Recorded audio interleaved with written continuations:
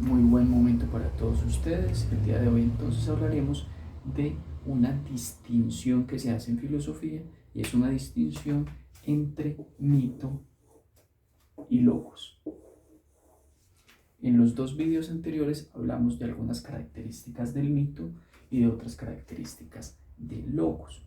En este caso vamos a hablar de un debate filosófico que tiene que ver con una supuesta transición del mito al logos y que esa supuesta transición del mito al logos ocurre en el siglo sexto antes de Cristo, ¿sí? En el siglo sexto antes de Cristo. Entonces, ¿en qué consiste esa supuesta transición del mito al logos? Nos dicen que hubo una ruptura entre esta forma de interpretar el mundo mítico y esta otra forma de interpretar el mundo a través del logos, de la razón, y que esa ruptura va a dar nacimiento a lo que nosotros conocemos como la filosofía. ¿Sí?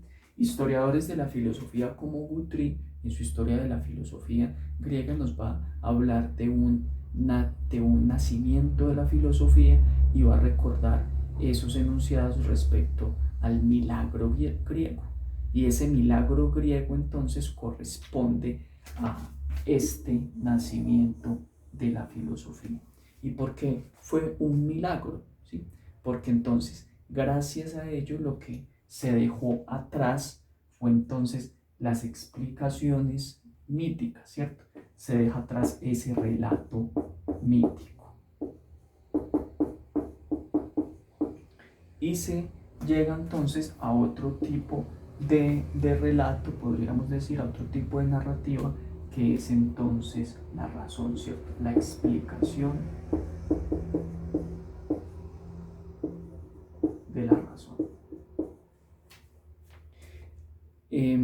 Ahora bien, si recordamos entonces cómo en esa mitología griega, en la Ilíada, en la Odisea, o en los textos de Hesiodo, en los trabajos y los días, o en la Teogonía, se podría decir que había una especie de filosofía en el mito, ¿cierto? Había una filosofía mítica. ¿Por qué? Porque se trataba de responder a preguntas sobre cuál es el origen del universo, por qué existe lo que existe, por qué existen los seres humanos, por qué existe el día y la noche, por qué entonces hay fuertes tempestades en el mar.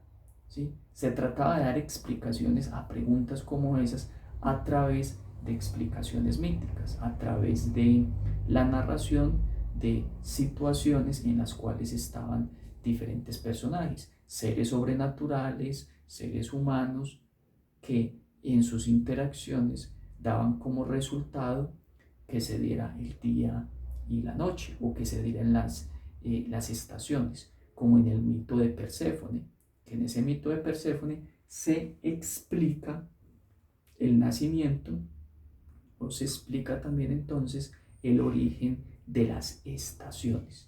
Entonces podríamos decir que hay una filosofía mítica en este relato del mito. Lo mismo podríamos llegar a decir entonces del mito, y que en el mito, ¿cierto? Perdón, en el logos encontraríamos también algo de mito.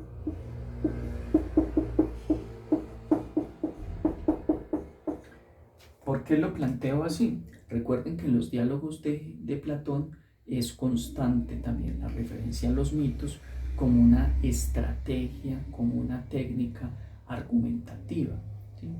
Pero lo que quiero decir que en la razón sigue estando presente algunos elementos de ese relato mítico.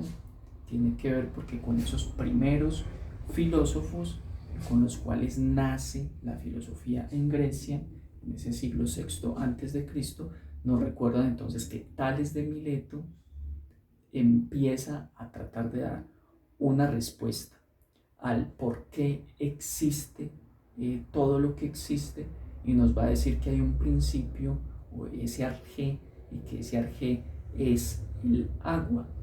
Va a tratar entonces de explicar desde el logos algo que también se había ya tratado de explicar desde el mito, ¿sí? Eh, esta concepción entonces de la transición del mito al logos ha generado bastante debate en la filosofía. Acá podríamos entonces solamente entender que se presume que hubo una transición del mito al logos en el siglo VI antes de Cristo, y que ese mito consistió en una transición paulatina de las explicaciones míticas a explicaciones filosóficas basadas entonces en la razón y en la argumentación de lo que se decía, tratando de dejar a un lado a esos seres sobrenaturales que nos servían para explicar los fenómenos socioculturales y los fenómenos físico-químicos que acontecen en nuestra realidad.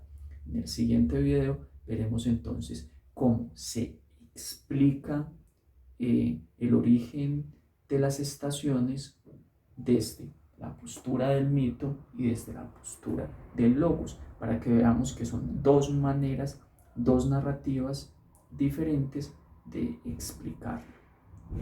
Muchas gracias por su atención.